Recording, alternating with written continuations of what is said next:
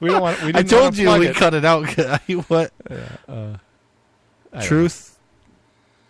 Reality check. Reality check. Yeah. So this is kind of long. We're gonna play it and we'll see. yeah, we can talk over it, or A we can well-regulated militia being necessary to the security of a free state, the right of the people to keep and to bear arms shall not be infringed. You know, something that you mentioned before the show is that you can never hear that too many times. Right. But you said he added a word. He did, and it really bugs me. What word was that? Two. Yeah. So, Well, it was more to. Didn't really which was enunciate. the right to keep and to bear arms. Yeah. Where it really says the right to keep and bear arms. Yeah. Bear arms. Bear arms. Necessary to the security of a free state, the right of the people to keep and to bear arms shall not be infringed. So what is a well-regulated militia? What were the framers talking about really? You know, of all the fears of the Founding Fathers, none was stronger than their fear of standing armies. As David Young has observed, quote, the necessity of an armed populace, protection against disarming of the citizenry, and the need to guard against a select militia and assure a real militia which could defend liberty against any standing forces the government might raise were topics interspersed throughout the ratification period. Now, this may be a very foreign concept, but the very first fight over the Second Amendment was not over whether the population should be armed. Reality check here, all the framers and the founders agreed with that idea. It was a given at that time. Everyone was armed. No, the fight was between the Federalists and the Anti-Federalists over whether we would have a standing army. The Anti-Federalists, among them George Mason, Patrick Henry, and Samuel Adams, they were militant advocates of the inclusion of a Bill of Rights in the Constitution because they did not trust the power of the federal government to be restrained. Don Cates, a constitutional and Second Amendment scholar, he points out that, quote, during the ratification debate, the Federalists vehemently denied that the federal government would have the power to infringe freedom of expression, religion, and other basic rights, expressly including the right to arms. In this context, Madison secured ratification by his commitment to support and to safeguard the fundamental rights that all agreed should never be infringed. In short, Federalists, including men like John Jay, James Madison, George Washington, they wanted the Second Amendment because they believed that a strong federal government would be able to control a standing army. The Anti-Federalists, they wanted it because it would mean every able-bodied man in America would be armed in the event that the federal government, or America's own standing army, turned on its own people. I told you, it's a very hard truth here, and really that's what you need to know. The Second Amendment is not about hunting, or even just about defense of your own home. It was written by men who ultimately believed that governments and armies would turn on their own people. The Second Amendment was written to guarantee that that would never happen. So, yeah, not bad. Well, I mean, he gave a rundown of really kind of what the intent was, and I think most people that believe in the Second Amendment believe it from that point of view. Pretty much. That it's a protection against tyranny. Well, I think what's really surprising about this, or the reason that we're even talking about it, is that it was on CBS. Right. Which CBS not really friendly to anything liberty-related. Like, you know, NBC is even worse. You say that everybody that supports the Second Amendment kind of believes that. Believes it from that perspective. I don't know if that's true. I was driving, I don't know, a couple days ago, and I heard a political ad. It was an ad for Ted Cruz, right? And we're in Michigan. It's close to white-tailed firearm deer season. Right. So a lot of hunting things. And it was your typical, Ted Cruz believes in the Second Amendment. He's a hunter. Yeah. We need to protect our rights so we can hunt. Any of you that hunt, you know Ted Cruz is our guy. Well, you did understand what I said. I said those that believe in the Second Amendment believe it for these reasons and not him. Yeah, but he doesn't really believe in the Second Amendment. He's a butter. I don't think that's true. I think that's true. Absolutely not. It wasn't. Besides, he's trying. That's an ad that's trying to appeal to the broader audience. You didn't. I should clarify. It was not endorsed by Ted Cruz. It was a local action committee of some sort. Right. It says right at the end, not endorsed by Ted Cruz. Oh, okay. So someone just bought some airtime whatever group. I don't remember what group it was.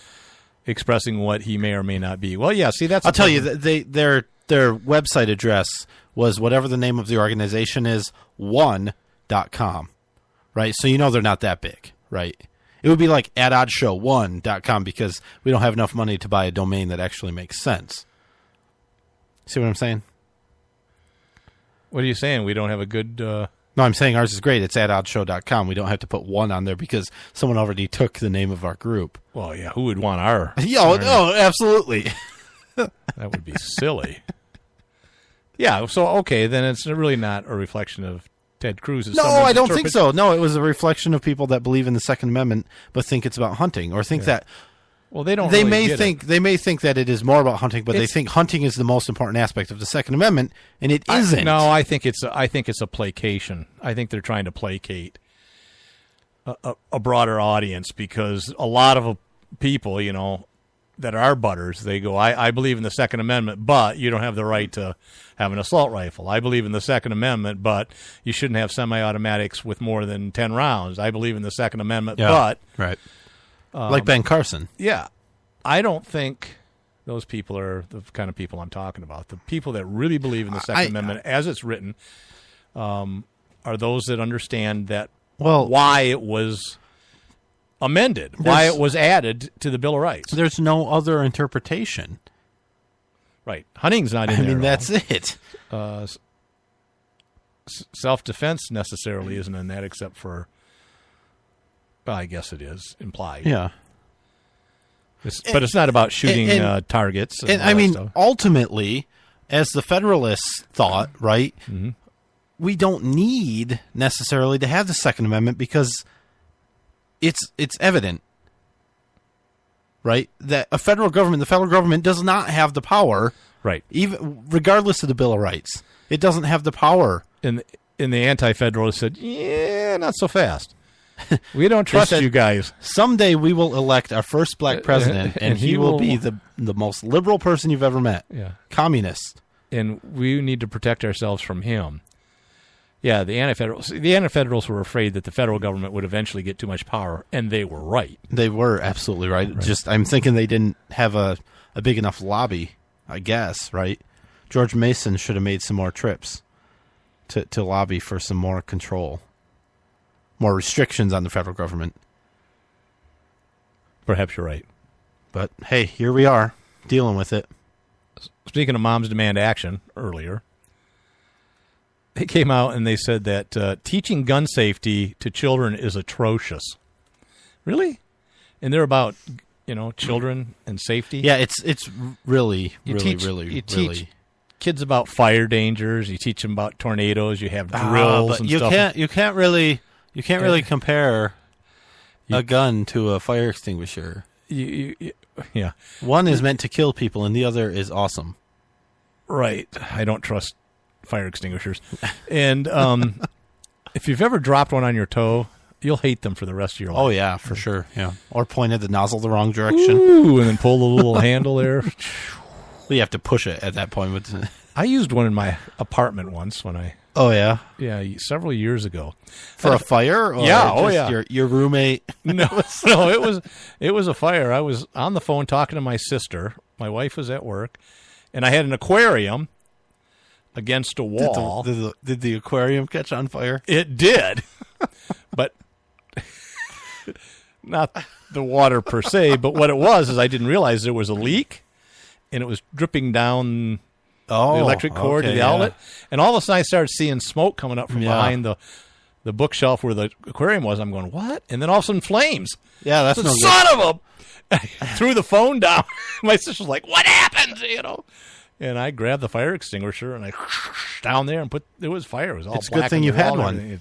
Absolutely right. Had you subscribed to Mom's Demand Action I wouldn't have philosophy, had it. Or I would would have have just called the fire department. Or waited, yeah. Yeah. Like you said, we do have to go very soon, though. Yeah. Nobody is too young to learn about the Second Amendment. Right. Which is absolutely the opposite of what Moms Demand Action say. In fact, I think it's extremely irresponsible, whether you own guns or not, to not teach your children about gun safety. Right. Because what are you going to do when they find one? They go to a friend's house, right, and they have irresponsible parents. And they could teach us in schools. They could teach it in schools. Eddie Eagle program is excellent. But they don't want to do that because they think, it's indoctrinating. Well, it's not. You teach them not to use drugs. That's even illegal. Guns are legal.